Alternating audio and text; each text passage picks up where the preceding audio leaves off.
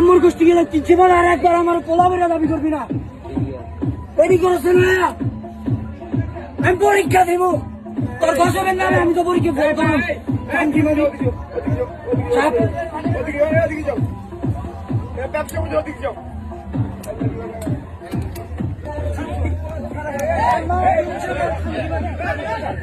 দুই হাজার বারোতে আমি ছোট আসছিলাম, তখন তো তার ইয়া করে করে আইতাছে। কয়েকদিন আগে বাইতে পাঠাই দিব।